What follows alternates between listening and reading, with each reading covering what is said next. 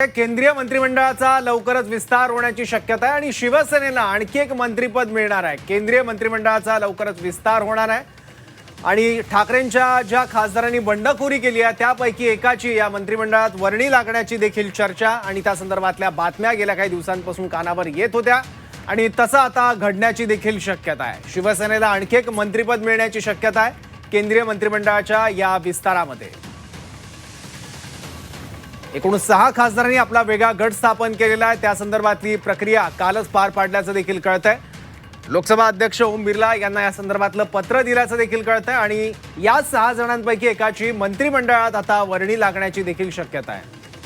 उर्वशी खोरे आमच्या प्रतिनिधी दिल्लीमधून आपल्या बरोबर जोडल्या गेल्यात। उर्वशी, सगळ्यात महत्त्वाची बातमी आपण पाहतोय ती म्हणजे केंद्रात आता आणखी एक मंत्रिपद शिवसेनेच्या वाट्याला येईल असं कळतंय। केंद्रीय मंत्रिमंडळाच्या विस्तारामध्ये या बंडखोरी केलेल्या खासदारांचा नंबर लागू शकतो अशी एक चर्चा आहे। काय नेमकी या संदर्भातले तपशील आहेत? नक्कीच या खासदारांचा नंबर लागू शकतं आणि ज्या प्रकारे ऑपरेशन टायगर म्हणा किंवा जो आता सध्या ऑपरेशन सुरू आहे त्यानंतर एकनाथ शिंदे यांची ताकद कुठे ना कुठे वाढली जाणार।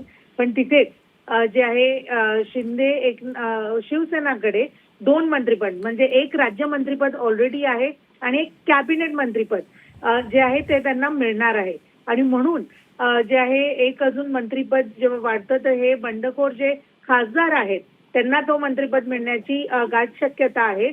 कारण की याच मंत्रिपदावरती रस्सीखेच सुरू होती आणि म्हणून शेवट मुवमेंटला पण ऑपरेशन किती प्रमाणात सक्सेसफुल होणं की नाही होणं हे कुठे ना कुठे सुरू होतं आणि या सगळ्या खासदारांमध्ये रस्सीखेच सुद्धा मंत्रिपदाला घेऊन सुरू होती। पण सर्वात ज्येष्ठ जे खासदार आहेत त्यांना जे आहे हे मंत्रिपद मिळणार आहे हे सुद्धा सूत्रांकडून समजून येत आहे। पक्षातील एका युवा खासदाराला कॅबिनेट मंत्रिपद आणि तसंच जर बघितलं तर ऑलरेडी ज्यांच्याकडे मंत्रिपद आहे त्यांचं पण मंत्रिपद आता क्वेश्चन मार्क मध्ये आहे आणि म्हणून एका ज्येष्ठ खासदाराला तो मंत्रिपद मिळण्याची गाढ शक्यता आहे। ठीक, उर्वशी धन्यवाद दिलेल्या माहितीसाठी। उर्वशी खोरे आमच्या प्रतिनिधी आपल्या बरोबर होत्या। त्यामुळे सेनेला आता केंद्रामध्ये आणखी एक मंत्रिपद मिळण्याची शक्यता आहे। या सगळ्या पुढच्या घडामोडी कशा घडतायत हे आपल्याला आता काळ सांगेल।